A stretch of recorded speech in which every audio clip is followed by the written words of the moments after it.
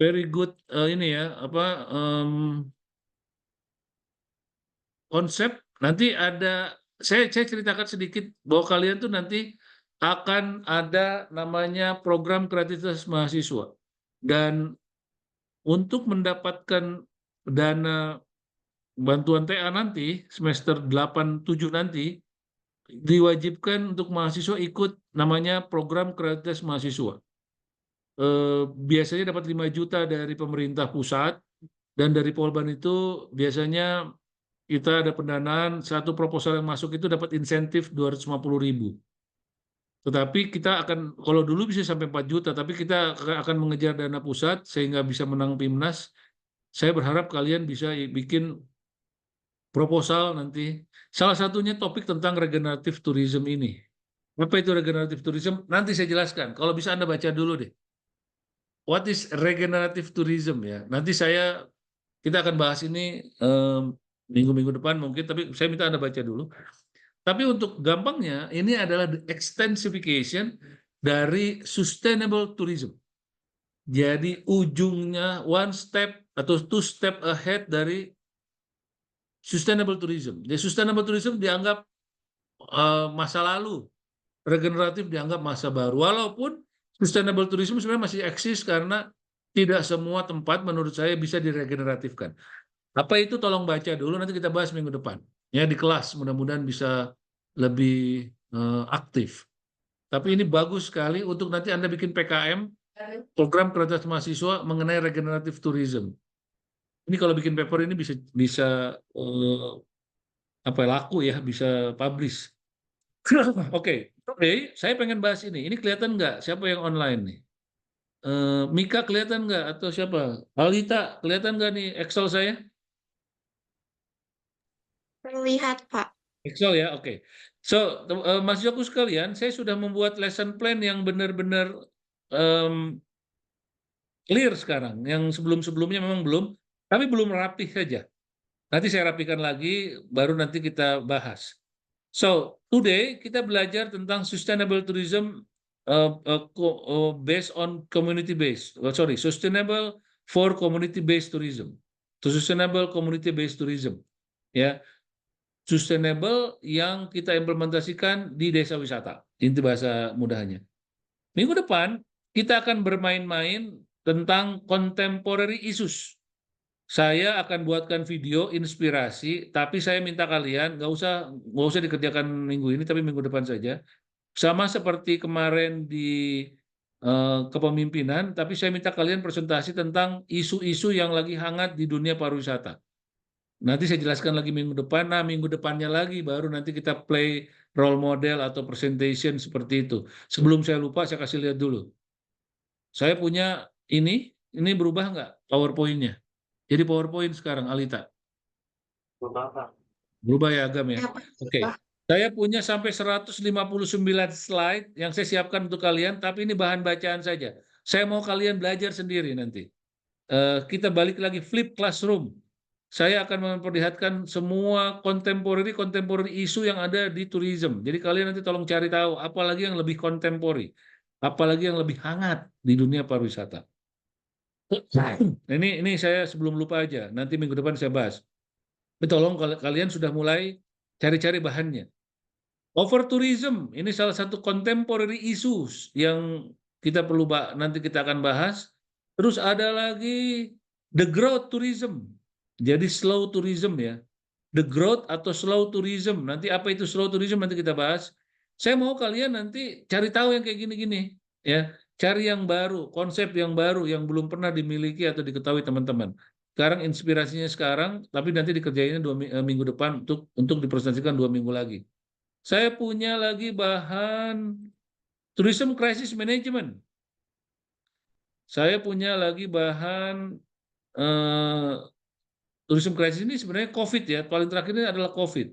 Saya punya lagi bahan solo tourism. Di sini kita main-main dengan woman solo, woman solo. Jadi female solo tourism, sorry, female ya. Jadi banyak sekali di dunia ini sekarang yang perempuan yang pergi-pergi sendiri-sendiri, nggak tahu kenapa, tapi kita bahas. eh, kita bahas di minggu depan. Tapi kalian, saya berharap kalian akan nyari lagi yang lain-lain. Backpackers tourism, backpacking tourism. Jadi bagaimana bedanya Solo dan backpacker itu nanti kita ketahui. And then American Solo Traveler kita bahas, tapi ini sama satu kaitannya. Generation Z tourism ada, market itu lebih ke market ya. Terus backpacker tourism, BEGPACKER. Ini orang-orang yang berangkat pergi kemana-mana, modal ngamen, modal apa. Jadi biaya perjalanan itu dari hasil ngamen ya. Nanti kita bahas. Ada backpacker, ada backpacker. Nanti kita bahas.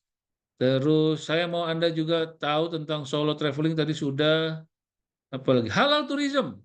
Ya, halal tourism ini juga buzzword baru. Ya, baru 3-4 tahun ini. Apa itu halal? Hati-hati. Halal itu bukan berarti haram, tidak haram ya. Tapi kita memberikan fasilitas pada wisatawan kita untuk memiliki fasilitas halal. Terus global muslim, film industri tourism.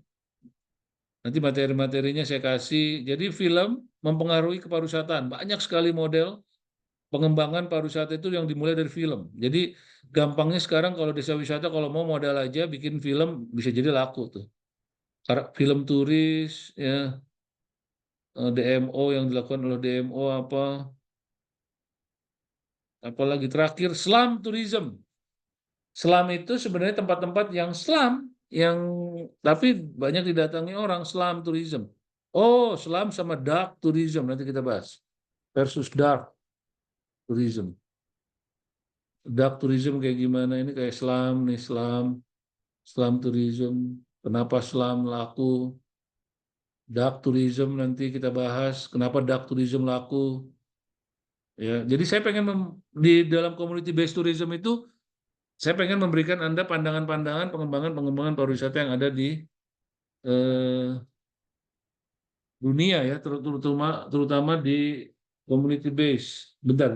Saya paraf dulu bentar. Siapa ini Pak Kardian? Oh ada. Pak Kardian semua. Direktur habisnya. Iya Pak, dia mau pergi soalnya. Oh sama Irwan. Oh ya, mangga Bu. Saya mau pergi ke Purwakarta juga. Pak Iwan lagi di Jepang. Tadi udah banyak juga tadi.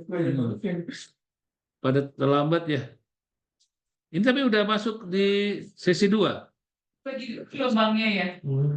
Enggak, bukan dibagi 2 gelombang. Yang pertama sudah, saya juga udah hari Selasa kemarin. Mungkin Pak siapa sama Pak Wendy itu mungkin agar Pak Dirnya sekaligus jalan. Jadi bukan dibagi 2 gitu. Siapa? Ini nggak saya cek lagi ya. Budi ini. Apa kalau ada kesalahan bukan salah saya. Oke, sorry, saya ada yang harus saya tanda tangan. Ini scam tourism penipuan dan lain sebagainya. Maksud saya apa? Saya pengen ngasih lihat ke kalian dimulai di awal ini karena saya mau 2 minggu lagi itu kalian presentasi di depan teman-teman, tapi kalau bisa bukan yang tadi saya sampaikan. Ya, tapi kalau memang kalian pikir halal tourism menarik, tetapi tidak mungkin ada hal yang tidak saya sampaikan atau tidak saya bahas dan kalian punya hal yang lebih baru, lebih bagus, lebih unik, silahkan. Kita punya berapa tim sih, Agam? 2, 9 kan? 1, 2, 9 ya, bener ya? 1, 2. 6 Pak berarti. Saya 6. 3 dibagi 2. Oke, 3 dibagi 2, betul. Jadi kan satu desa 1, 2, 3, 4, 5, 6. Iya benar. Nah 6, berarti 6 kelompok. Ya silakan, 6 kelompok itu nanti kayak kemarin aja ya kelompoknya. Ada yang mau bahas tentang apa nih? Slum tourism, ada yang mau bahas tentang dark tourism. Kalau bisa ada filmnya, kalau bisa ada apapun. Saya kemarin sangat enjoy kok dengan apa yang kalian lakukan. Tapi mungkin kalau yang ini nggak perlu role play, silahkan. Atau kalian mau bikin presentasi yang kreatif, ide kalian silahkan. Tapi 2 minggu lagi ya. Saya kasih waktu Anda 2 minggu lagi untuk mengerjakan ini. Em, minggu depan saya kasih materinya, tapi Anda baru presentasinya itu kurang lebih 2 minggu lagi. Ya. Terus minggu kelima kita akan belajar tentang optimalisasi pemberdayaan masyarakat. Saya akan ngasih lihat ke kalian bagaimana caranya nanti kita duduk bareng mengidentifikasi 4 pilar, beberapa pilar yang em, contoh-contoh yang bagaimana caranya nanti berkomunikasi di lapangan di desa ya. Cara-cara yang saya lakukan, pemberdayaan masyarakat yang saya lakukan. Terus kearifan lokal masyarakat ini masih saya pikirkan ulang nih apanya nama materinya. Tapi di sini kita sudah mulai membahas work plan kalian. Jadi nanti kalian mulai mengerjakan apa nih rencana kerja kalian di desa nanti. Selama 5 minggu nanti itu mulai ngerjain di sini. Terus sebelum ujian tengah semester saya mau kalian presentasi. Jadi kalian presentasi ada 2 kali di mata kuliah yang ini ya. Di tadi contemporary issue, saya minta kalian belajar tentang isu-isu yang berkaitan dengan masyarakat, tapi kuncinya berkaitan dengan masyarakat. Kalau kayak ini nih, ada wisata ke bulan ya. Namanya apa? Saya pikir jangan kalau yang wisata ke bulan tadi. Ada pengembangan wisata baru itu wisata ke bulan. Enggak, jangan pakai karena tidak hubungan dengan masyarakat. Kita kan mata kuliahnya tentang community based tourism sehingga yang berhubungan dengan masyarakat. Tadi Islam, masyarakat, solo traveler, tapi dilihat dari sisi masyarakat bagaimana. Nah, terakhir sebelum UTS kalian akan presentasi yang kita pelajari selama 2 pertemuan nanti, yaitu kalian akan dapat tugas tentang identifikasi atraksi, aktivitas dan market di desa-desa yang kalian akan kunjungi. Cibodas misalkan kalian akan presentasi nanti dibagi 2 kelompok kan. Nah, dibagi 2 kelompok ini mungkin nanti kalian nanti diskusikan apakah kalian akan fokus di atraksi, apa aktivitas atau market. Kalau market saya pikir dua-duanya harus. 2 kelompok itu harus, tapi aktivitas atau atraksi silahkan kalian pikirkan. Lalu nanti kalian akan juga presentasikan identifikasi 4 pilar sustainable yang ada di sana atau yang belum dikembangkan. Ya, dan yang tentu saja kalian akan presentasi day to day atau week by week selama 5 minggu kalian mau ngapain di desa wisata yang nanti kalian kejar. Itu sebelum ujian tengah semester tanggal 3 Oktober ya, tolong dicatat tanggalnya. Tanggal 3 Oktober kalian akan presentasi di depan, rencana saya di depan dosen-dosen yang akan juga terjun ke sana. Ya kita carikan waktunya nanti. Lalu ujian tengah semester itu ujiannya teori, UTS ya. Saya sudah buatkan beberapa soal, nanti tinggal saya ngobrolkan dengan dosen-dosen lain. Ini muatannya sampai 20%, 20% UTS, termasuk saya minta Anda bikin namanya essay. Essay untuk essay pembelajaran. Jadi apa saja yang sudah kalian pelajari, kalian bikin essay selama sebanyak 500 kata minimum. Bisa nggak pakai AI, Pak? Bisa, tapi ya hati-hati. Apa yang tidak kita pelajari, saya akan tahu banget kalau AI kan belum tentu apa yang kalian pelajari. Jadi kalau bisa pakai AI hanya untuk referensi. Ya, tapi kalian yang mengetik. Jadi ada 2, yang ini online esainya dan saya buka nanti di Google Classroom, kalian tinggal ketik 500 kata apa yang sudah kalian pelajari selama setengah semester. Lalu yang ini nanti insya Allah di kelas bareng sama teman-teman yang lain. Setelah itu kalian akan workshop dengan dosen tamu nanti, dengan dosen lain, dan mulai tanggal 24 Oktober, insya Allah minggu ke-10, kita akan ada di desa sampai tanggal 14 November. Ya. Jadi ada 5 minggu, 1, 2, 3, 4, 5, baru kita kembali tanggal 21 atau 28, kita presentasi apa hasil-hasil yang kita laksanakan di desa, apa yang kalian lakukan di sana, dan ujian akhir semester tidak ada di mata kuliah ini, tapi hasil dari laporan atau presentasi itu adalah menjadi nilai akhir semester. Dan komponennya adalah 40%. Jadi kalian project work integrative learning itu akan memiliki bobot 40%. Oke, ada pertanyaan dulu nggak? Terkait lesson plan kita. Maaf, saya baru bisa terangkan sekarang karena baru beres. Minggu depan saya terangkan lagi lah di kelas ya, mungkin lebih clear di kelas. Any question? Thank you nih, Ayah nih. Ayah nemenin saya nih. Cuman satu-satunya yang menemenin saya, jadi saya betah ya. Kalau semua off cam sih, saya juga kabur deh. Oke, baik. Tidak ada pertanyaan. Alhamdulillah memang saya keren banget ya. Tidak ada pertanyaan. Alias mungkin tidak mau bertanya ya. Atau sama sekali benar-benar keren mungkin ya. Aduh, mudah-mudahan lah. Oke. Nah, hari ini kita akan bahas ini. Jadi hari ini kita hanya 15 menit. Kalian nggak usah lama-lama lah. 10, 15, 10, 10 lah udah selesai. Em, Sebenarnya besok juga sama ya. Besok tuh, I don't know, nggak usah jam 7 sih, nggak apa-apa. Jam 9 lah besok.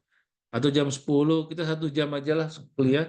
Karena nanti saya ada kasih tugas kalian untuk dikerjakan ya. Dan saya minta kerjakannya hari ini dan besok untuk mata kuliah ini. Tapi sama kok, hampir sama tugasnya. Oke, jadi nggak usah pagi-pagi amat besok ya. Tolong ingetin saya mungkin jam 9 atau jam berapa nanti. Jam 8 atau jam 9 kalau memang kalian sudah siap. Oke, so today topik kita adalah tentang pariwisata berkelanjutan atau sustainable community based tourism. Community based tourism dilihat dari perspektif sustainability. I do believe you guys already learned this from the master. As we know, Pak siapa Melendra ya, itu sudah pernah mengajar di kelas kalian. So I believe dia sudah menyampaikan. Tapi kelas kita ini menyambungkannya dengan partisipasi masyarakat, menyambungkannya dengan base tourismnya, community base-nya, ya bukan hanya eh, tentang keberlanjutan saja, tapi community base-nya itu ya.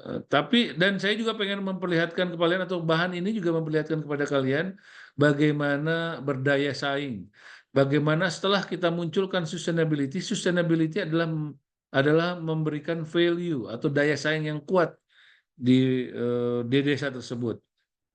Oke, ini saya pikir sudah kita bahas travel pace a lot dari mulai dari awal. Ini gambar ini pernah saya perlihatkan dari mulai dia berangkat, ya, dari mulai dia menggunakan infrastruktur transportasi, belanja, school dan lain sebagainya sampai dia pergi berpergian dan lain sebagainya dan dia kembali lagi itu berhubungan dengan sebuah pembayaran pariwisata. Itu sebabnya banyak orang klaim bahwa pariwisata itu is the biggest, adalah yang terbesar, termewah, terbanyak yang menyerap atau tentang uang atau pembayaran. Jadi industri yang terbesar. Walaupun saya sudah pernah bahas di pertemuan pertama, saya nggak setuju. Karena kalau kita sudah terlena dan semua ini adalah industri kita nggak akan fokus. Oke lah, secara harfiah, secara fenomena isu kontemporer, yes, this is the biggest one. But kita tidak bisa bilang ini terbesar sehingga kita tidak fokus. Kita tetap harus fokus di beberapa sisi, akomodasi kah, rental car-nya kah, dan lain sebagainya. Tapi di somehow saya setuju, somehow mostly saya nggak setuju. Karena kalau disebut tourism kita harus tahu dulu kan tergantung apanya nih, bagian-bagian mananya. Ya, itu pernah kita bahas. Nah, kenapa harus pariwisata berbasis masyarakat yang berkelanjutan? Kalau Anda lihat lagi gambar ini, kan banyak saingan, kan banyak industri kecil di dalamnya yang disebut dengan mikro atau makro industri atau yang saya sebut kemarin fragmented industry. Masih ada yang ingat nggak apa yang dimaksud dengan fragmented industry? Ayah, kamu main-main pensil kenapa? Masih ingat nggak Ayah fragmented industry? Atau siapa? Ledia. Kasihan Ayah lagi on cam, harusnya yang on cam jangan tanya ya.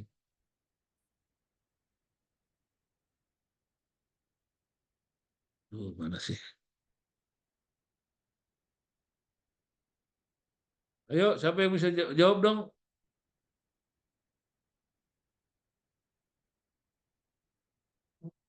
Apa yang dimaksud dengan fragmented industry? Minggu lalu apa 2 minggu lalu saya jelasin.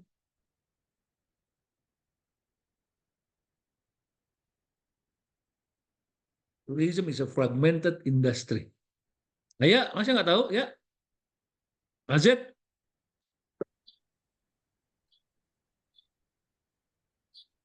ayo anyone, lady.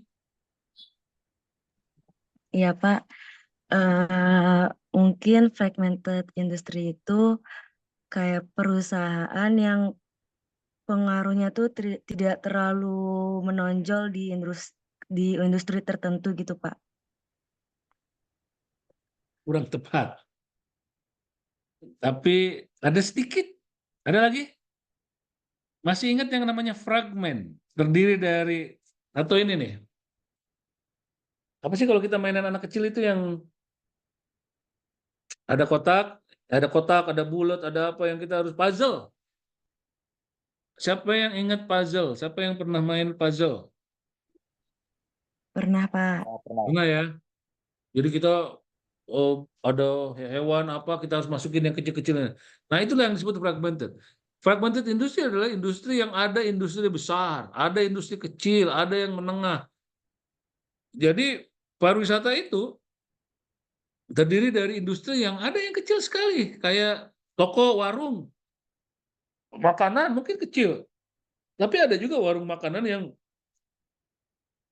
restoran besar sekali. Hotel, ada yang cuma kos-kosan di Ciwaruga ini. Tapi dia juga bisa bersaing dengan hotel bintang 5 kalau memang marketnya memang punya uang gitu. Tapi marketnya itu bisa saja dia ke hotel atau bisa saja ke kosan. Tapi ya rata-rata kalau yang punya uang ya rata-rata ke hotel. Tapi setidaknya industri fragmented itu adalah industri yang multi bentuk. Bentuknya banyak, terdiri dari industri yang besar, perusahaan yang besar, tipenya besar atau kecil atau menengah dan lain sebagainya. Jangan sampai lupa lagi. Nah, kita harus punya namanya value, harus berkelanjutan karena kalau tidak berkelanjutan ya tidak akan ada. Maksudnya tidak akan selalu ada. Nah, pariwisata berkelanjutan seperti yang kalian tahu itu disebut dengan dua sisi mata uang, memiliki kekuatan untuk menghancurkan di sisi satu, ya, dan kekuatan untuk kebaikan di sisi yang lain.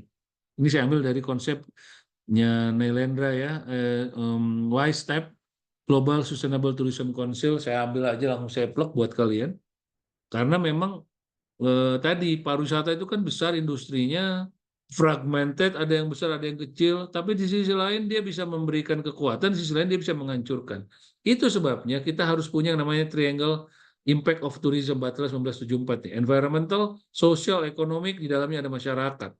Bagaimana kita harus mempertahankan lingkungan, bagaimana kita harus mempertahankan sosial ekonomi nanti, budaya, dan lain sebagainya. Kita ketahui, yang disebut dengan ini pernah lihat nggak, Doxase Irritation Index atau saya lupa namanya. Saya lupa namanya. Tapi kalau di kelas nanti bisa saya gambarkan. Ada yang namanya kurva kiri dan kanan. Saya lupa namanya siapa. Tapi kita kembali ke sini. Ketika turis yang datang itu low atau baru saja dibangun desa wisata kita, itu akan yang datang, masyarakat yang ada atau masyarakat tuan rumah itu merasakan yang pertama adalah euforia. Sense of excitement and anticipation. Wah, mereka excited banget. Mereka sangat menunggu bagaimana melayani turis. Mereka sangat menunggu bagaimana uang itu hadir dan dimanfaatkan oleh mereka. Tapi ketika semakin banyak, nih kalian lihat ya, di sini. Aduh, mana sih? Kok jadi begini?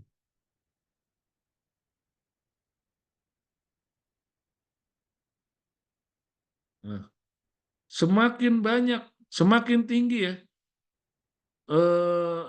kunjungannya, semakin berubah dia yang kedua apathy. Mulailah dia sudah mulai, wah ada apathy, ada income nih, formal contact nih sudah mulai.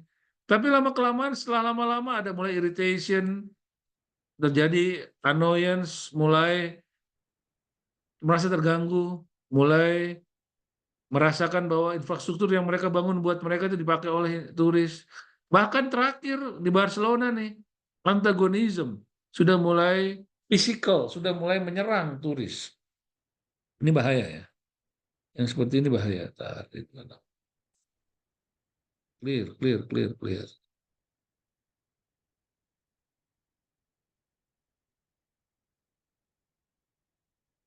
Paham sampai yang ini? Doxy Retention Index, kenapa kita perlu memperhatikan tadi sustainable, kita kenapa harus memperhatikan value atau yang berkelanjutan, karena masyarakat juga di dalam sebuah tempat akan menerima hal-hal yang memang tadi euforia.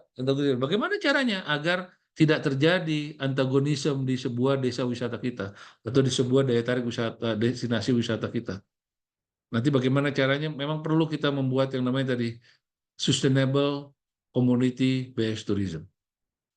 Nah, ini contoh-contoh nanti dibaca saja ya. Ketika mulai banyak eh, uang dikeluarkan, tapi bisa jadi tidak masuk ke dalam destinasi tersebut. Yang waktu itu kita cerita mau bikin desa wisata atau wisata ke desa. Nah, ini salah satunya. Pariwisata berkelanjutan adalah pariwisata yang bertanggung jawab penuh terhadap dampak sosial, ekonomi, budaya, dan lingkungan. Yang disebut dengan triangle ini. Industri, visitor, community, yang akan bertanggung jawab terhadap environmental and culture. Tapi saya tambahkan lagi konsep pariwisata berkelanjutan dengan konsep berdaya saing atau kompetitif.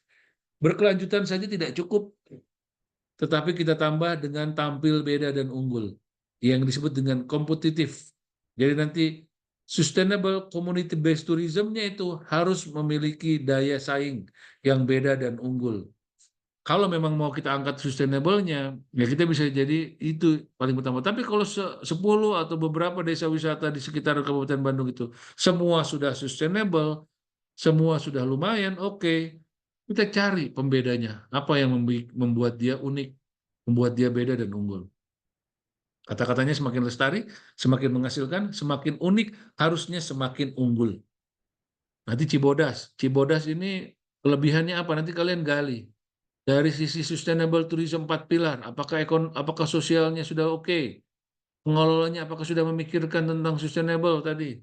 Terus bagaimana dengan ekonominya, bagaimana dengan budayanya, bagaimana dengan lingkungannya? Kalau itu semua sudah tercover, cari lagi.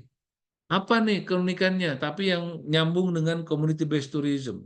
Nyambung dengan tadi, bagaimana kita bisa membangun industri-industri yang memang tadi menghasilkan.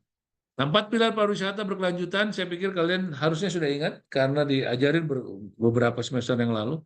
Yang pertama adalah pengelola berkelanjutan dari GSTC itu adalah orang-orangnya, pengelola itu harus memiliki mindset berkelanjutan. Jadi mereka punya semacam guidelines, mereka punya pedoman bagaimana pengelolaan berkelanjutan ini dilakukan. Jadi mereka punya aturan standar. Kalau misalkan tamu datang harus di-serve dengan air mineral tanpa box, tanpa dengan ini ya air mineral dengan botol. Tapi kita berikan dia gelas atau dia dianjurkan untuk bawa tumbler. Itu salah satu standar-standar. Tidak boleh menggunakan plastik dalam setiap kegiatan-kegiatan kita. Atau ada pakai tour yang kembali ke alam, menggunakan semua fasilitas alam. Terus bagian pilar kedua adalah dampak sosial ekonomi. Saya pikir ini kalian juga harusnya udah paham, tapi saya jelaskan sedikit. Bagaimana community based tourism kita ini nyambung dengan sustainable yang memberikan manfaat besar. Saya pikir community based tourism sangat kuat di sini. Dampak sosial ekonomi. Jadi bukan hanya bikin pariwisata tapi tidak mendapatkan manfaat. Yang ketiga, pilar selanjutnya adalah dampak kebudayaan. Bagaimana ketika ada tourism tadi, pariwisata, kita melindungi budaya kita. Mulailah anak-anak kecil itu datang. Pak ikut nari, kenapa? Karena pengen menyambut tamu-tamu. Pak ikut nari karena pengen mentas di sore hari, malam hari ketika ada makan malam. Terus pilar keempat adalah dampak lingkungan. Ini sebenarnya pilar utama ketika sustainable ini mulai digaungkan beberapa puluh tahun yang lalu. Tetapi ini menjadi poin terakhir karena harusnya ini bukan poin terakhir berarti tidak penting ya, tapi ini adalah bagian dari ketika kita sudah menjual, ketika ekonominya sudah naik, budayanya sudah oke, harusnya lingkungan ikut tertarik ya. Di slide-slide selanjutnya, oh ini salah satu contoh saya dan tim itu membangun desa wisata Alemda dekat dengan Cibodas ya. Kalau nanti kalian ke Cibodas atau ke Kutawaringin, ya nanti kurang lebih berapa kilo lagi itu kalian akan ketemu namanya Desa Wisata Alamenda. Harapan saya sih sebenarnya sebelum kita go ke 3 desa ini, kita main-main dulu deh. Di Alamenda ini kenal banget saya dengan Wendy yang kita bantu kemarin untuk membangun desanya. Nanti saya mintakan harga paket khusus. Ya kita sebelum main ke Cibodas, sebelum ke Kutawaringin, dan satu lagi di mana? Desa apa? Tuh saya lupa. Cibodas, Kutawaringin. Iya, Mekarsari Gambung, desa binaan kita. Nah, kalian kalau bisa sih pakai motor aja kita atau nyewa angkot kalau nggak punya motor, nanti touring sama saya. Kita main dulu ke Alam Endah lah 3-4 jam. Lihat di sana bagaimana desa wisata berkelanjutan itu dijalankan. Lihat di sana bagaimana community base. Pengen lihat Kang, kasih lihat ke anak-anak homestay yang bermanfaat untuk tamu dan masyarakatnya dikelola gitu. Nanti saya pengen kalian seeing is believing, I believe. Melihat adalah belajar. Jadi 2-3 pertemuan di kelas akan selesai dengan kita jalan-jalan satu hari ya. Mudah-mudahan nih ada uang kalian untuk ongkos, mudah-mudahan ada tenaga kita main. Pengennya sih di minggu-minggu ke mana tadi ya? Sebelum UTS lah kalau bisa, 1 atau 2 minggu sebelum UTS. Tolong ingetin ya ini, kalau saya sibuk ya mudah-mudahan kalian bisa sih sama dosen lain. Atau kalian sendirilah minimal main-main hari Sabtu gitu 3 jam 4 jam. Nanti saya kasih kontak personnya kalau mau. Sarah ya, nanti tolong ingetin. Sarah masih ada nggak? Ada, Pak. Oke, good. Nah, selanjutnya dalam materi ini sebenarnya ini lebih ke bahan bacaan. Saya nggak mau terlalu terangkan lebih detail, tapi kalian baca saja ini kriteria-kriteria yang dibikin oleh Global Sustainable Tourism Council, bahwa ada 2 kriteria.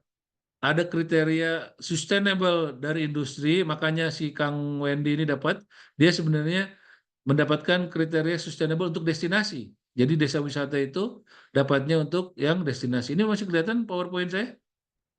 Kelihatan, Bapak. Kelihatan ya.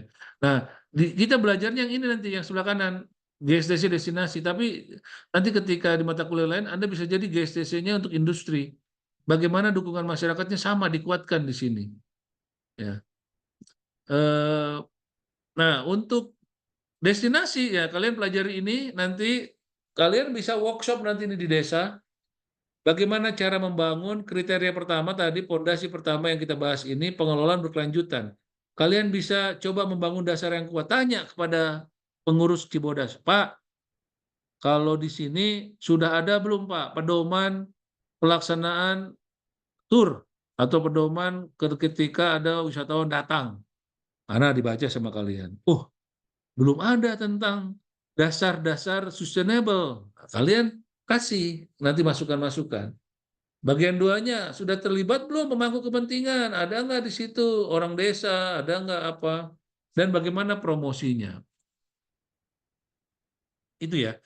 Bagaimana cara membangun dasar yang kuat? Ya, nanti kalian baca. Sistem pengelolaan berkelanjutan, tanggung jawab pengelola destinasi. Jadi ada sistem pengelolaan berkelanjutannya, ada tanggung jawab pengelola destinasi terhadap sampah mungkin, terhadap penggunaan tadi barang-barang yang plastik ya. Dan ada nggak strategi manajemen destinasi? Tanyakan. Di Cibodas sudah punya belum Renstra? Mau ngapain dalam 1 atau 2 tahun? Kemungkinan besar belum ya. Bisa kita masuk di sini. Kalau kalian mau bikin Renstra bisa, atau yang lain nanti mungkin bisa. Ini masuk dalam mata kuliah lain sih, kalau saya tidak salah. Nah, ini contoh-contohnya nih. Sistem pengelolaan berkelanjutan harus didokumentasikan dengan jelas, harus punya standar, harus terlihat. Sistem pengelola berkelanjutan meliputi isi lingkungan, sosial, dan lain-lain. Jadi dalam standar tadi itu harus ada ya. Kalau tanggung jawab pengelolaan gimana? Ini kan cara bacanya gini. Di sini kan tanggung jawab, ada tanggung jawab ya. Nomor 2 ini tanggung jawab. Nah, tanggung jawab apa saja? Nih, ya seperti ini. Ada dana yang cukup, ada yang mengawasi, ada yang menjalankan. Ada nggak strategi? Nih, strategi contoh Integrated Tourism Master Plan ini, Renstra. Punya nggak Renstra dia setahun, 2 tahun, 3 tahun? Punya nggak rencana aksi mau bikin apa, mau bikin apa? Nah, bagian kedua, keterlibatan pemangku kepentingan. Ini masih dalam bagian kriteria pertama ya. Kriteria yang tadi kalau Anda lihat di atas, pengelolaan berkelanjutan. Masih bicara tentang pengelolanya. Melibatkan staf. dalam setiap kebijakan. Terus melibatkan desa wisata atau destinasi, melibatkan badan usaha yang ada dalam desa tersebut. Nah, ini contohnya, cara bacanya gini ya slide-nya. Mengapa investasi pada pelibatan staf? Kalau staf senang, pelanggan senang. Nah, ini contoh-contohnya.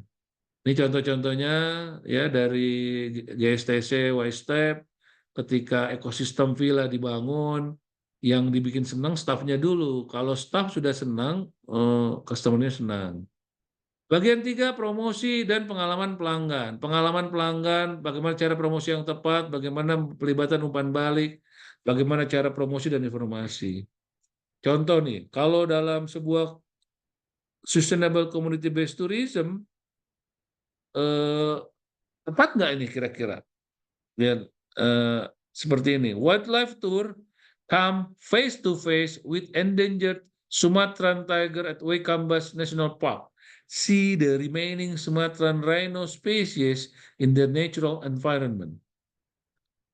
Mana yang cocok nih menurut kalian? Atau yang sampel kedua, on our wildlife watching tours, there's no knowing what animals you might end up spotting. But our eagle eye guides know the top place to visit for the best chance of a sighting. Coba tulis di kolom chat. Kalian lebih suka yang mana? Yang satu apa yang dua? Kalau lihat dari community based tourism. Mana? Kalian mau yang mana nih? Kalian lebih suka yang mana? Atau lebih cocok yang mana nih kalau untuk sustainable tourism? Ayo. Oh, nggak ada yang chat. Ada nih, siapa nih? Dua, Agam dua. Yang pertama itu kan, ayo datang face to face dengan hewan yang punah, yang hampir punah. Lihat badak Sumatera di natural environment-nya itu. Kalau yang kedua, dalam tour wildlife kita, tidak ada yang tahu apakah kita akan bertemu dengan apapun di sana. Tapi guide kita akan mengetahui di mana tempat-tempat yang mungkin mereka ada dan bisa berinteraksi dengan mereka. Oke, kenapa rata-rata dua? Ada yang bisa jawab nggak? Agam tadi yang pertama, Gam. Kenapa Gam? Dua Gam. Karena itu Pak kan harimau Sumatera tuh dilindungi ya. Pasti kita nggak mungkin face to face, kan berbahaya juga gitu buat si pengunjungnya juga. Oke, jadi Gitu. agak impossible itu kayak promosi yang terlalu bagus lah, belum tentu pas kita ke sana boro-boro ketemu ya, mana dimarahin kita. Hati-hati. Nanti mungkin di mata kuliah lain atau mungkin mata kuliah ini nanti kita lihat, saya kasih contoh kalian bagaimana memuaskan tamu. Bukan Bapak puas saya lemas ya, atau Ibu puas saya lemas. Tapi bagaimana memuaskan tamu, memainkan ekspektasi. Kuncinya itu, kita memainkan level ekspektasi seseorang. Kalau orang ekspektasinya tinggi, level kepuasannya akan lebih tinggi. Tapi kalau orang ekspektasinya rendah, level kepuasannya akan setengah-tengah lah atau rendah, sehingga kita bisa memuaskan dia. Nanti saya jelaskan contoh-contoh yang lain. Oke, kita lanjut lagi. Itu ya, jadi kalian baca itu, ya nanti tolong dibaca, cara bacanya gini, cara cari contohnya begitu.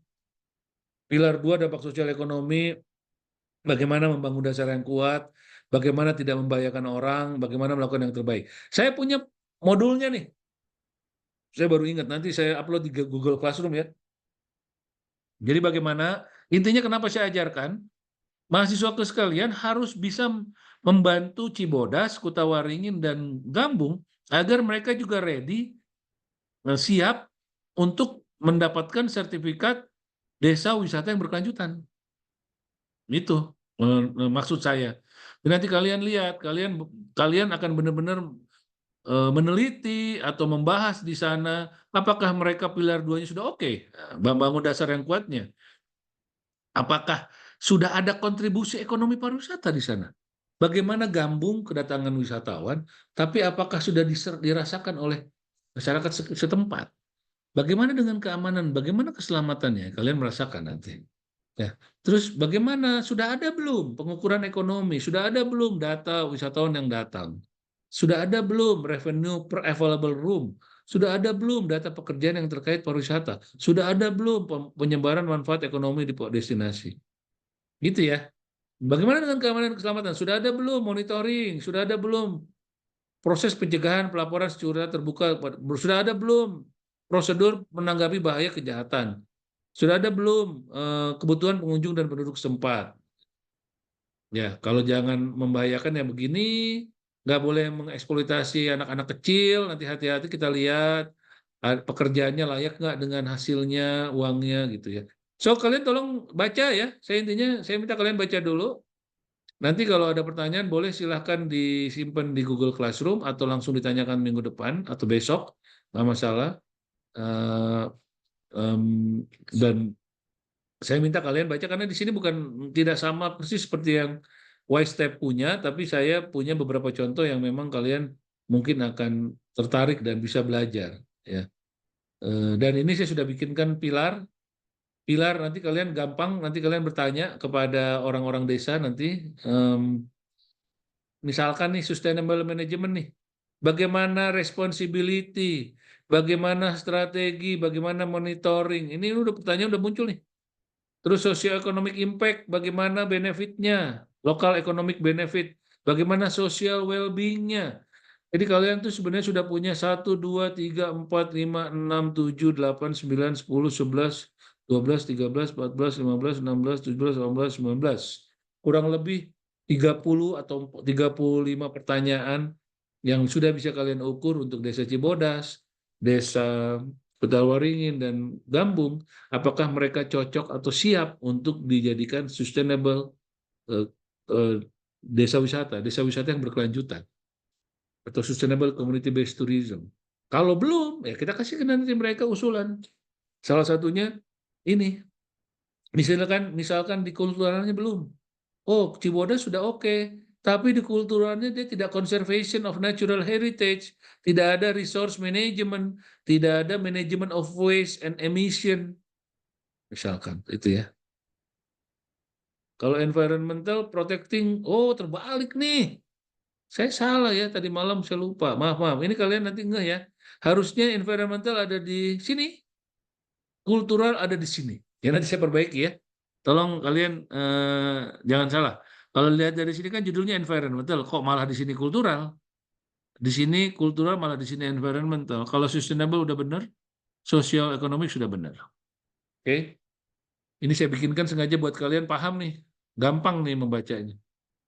Nah, tugas utama DMO nanti, tugas utama orang-orang destinasi itu yang pernah kita bahas, secara konvensional bukan mengembangkan produk, bukan mengembangkan promosi, bukan membuat sistem, bukan hanya menjalin kerjasama, tapi memastikan keterlibatan, meningkatkan daya saing, memastikan berkelanjutan, dan menyebarkan manfaat pariwisata.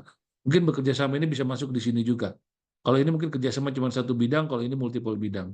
Nah, tugas kita nanti di desa-desa wisata yang nanti kita datangi dalam work integrative learning, kita mengingatkan mereka bahwa bapak-bapak ibu itu bukan mainannya di mikro, tapi mainannya di makro yang lebih besar, karena dia adalah destination management organization. Itu, nah, bagaimana caranya nanti kita akan ketemu? Oh, Cibodas itu bisa unggul dan bedanya itu di sini, Pak. Kutawaringin kalau mau unggul sama Gambung di sini, Pak. Nggak boleh Kutawaringin itu main di sini sama nanti dengan Gambung atau dengan Alam Endah yang jaraknya cuma 30 menit atau 20 menit atau 15 menit. Yuk, antara 3-4 desa ini harus kita punya nanti yang beda dan unggulnya apa, dan itu yang akan kita kembangkan. Itu yang akan Anda kerjakan dalam work integrative learning. Nah, saat-saat ini kita pelajari dulu. Bisa lewat browsing, bisa lewat berkunjung, atau bisa lewat bertanya, atau pada saat nggak usah berkunjung dulu, pada saat di sana baru nanti kita dalami. Sehingga minggu keempat atau minggu kelima kita sudah punya. Oh alah, ini Pak, yang membuat mereka harusnya unggul dan beda. Oke, itu ya. Saya pikir saya pengen tes dulu nih apa yang kita pelajari hari ini. Mudah-mudahan kalian saya nggak akan lama-lama, 5 menit lagi lah. Ayah, paham nggak ya? Kamu kayak ngelihat monitor tapi nggak paham. So what Allah, have we learned? Apa yang kamu pelajari hari ini? mengetahui eh, eh, per- di suatu destinasi meningkatkan perspektif sustainability-nya. Kayak tadi ada 4 pilar dalam pengelola berkelanjutan, dampak sosial ekonominya, kebudayaan, sama lingkungannya. Gampangnya gini ya, kalau 4 pilar itu, satu kitanya, pengelolanya harus berkelanjutan. Kedua, sosial ekonomi ya. Pikirin uang aja lah. Uangnya berkelanjutan enggak? Gitu ya. Jadi orang, uang, ketiga itu kultur, budaya, keempat lingkungan. Lingkungan. Ya. Jadi ada orang, pengelola, ada tadi uang, sosial ekonomi, ada budaya, ya tari-tarian atau budaya, terakhir ada lingkungan. Kalau sustainable bicara itu. Saya sengaja nggak terlalu dalam, karena saya berharap kalian bisa belajar dan mudah-mudahan sudah diajarkan sebelum-sebelumnya. Hubungan antara, thank you ya Ayah. Bim, Sama-sama. apa hubungan antara community-based tourism dengan sustainable tourism?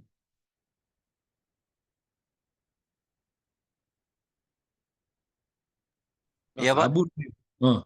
Apa hubungannya CBT dengan sustainable tourism? Pakai bahasamu sendiri aja. Sama apa tadi teh? Sustainable. Community based tourism sama sustainable tourism. Apa ya, gimana? Jadi dia Hubungannya gimana? Community based tourism sama sustainable. Jadi kayak apa ya? Bisa memahami gitu dari pihak masyarakat, baik dari masyarakat, dari stakeholdernya gitu, tentang keberlanjutan ini teh kayak gimana. Oke, kalau community based tourism masih ingat nggak kamu tiga kunci pentingnya community based itu apa? Ini nggak harus ingat ya kalian semua ya. Yang pertama apa? Apa ya? Lupa, Pak. Alah, tapi terima kasih kamu sudah jujur. Ada yang ingat nggak? Dimiliki Pak. Siapa itu? Alda. Mana Alda? Yes, please. Jadi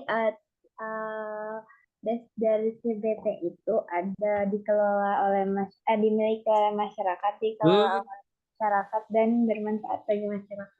Oke, jadi ingat-ingat Bimo, ininya PR, pikiran rakyat, dari, oleh, dan untuk masyarakat. Awas lupa ya yang lainnya. Dari, Ya. oleh, dan untuk. Udah itu aja gampangnya, ngapalinnya. Tadi ya, dari masyarakat, artinya dari itu dimiliki oleh masyarakat. Nggak boleh punya orang luar ya. Oleh, dikelola oleh masyarakat. Harus, bukan orang luar yang mengelola. Ini nggak boleh. CBT ini kekuatannya ada di sini. Mata kuliah kita itu kekuatannya di sini. Dan untuk berarti bermanfaat seluas-luasnya untuk masyarakat, sangat berkontribusi terhadap sustainable tourism. Jadi hubungan antara CBT dan sustainable tourism itu erat, bahkan satu satuan. CBT adalah pondasi karena melibatkan masyarakat dari, oleh, dan untuk, sedangkan sustainable adalah kontribusinya. Tadi ya, 3 dari, oleh, untuk, dan terakhir pada saat manfaat, kita berkontribusi terhadap sustainable. Pengelolaannya berkelanjutan, uangnya untuk masyarakat, budayanya terpelihara, terjaga, lingkungannya lestari. Oke.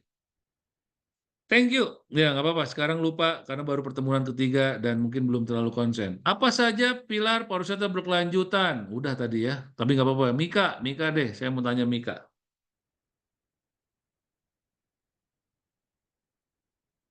Nggak apa-apa, nggak on cam deh. Yang penting suara. Nggak ada ya.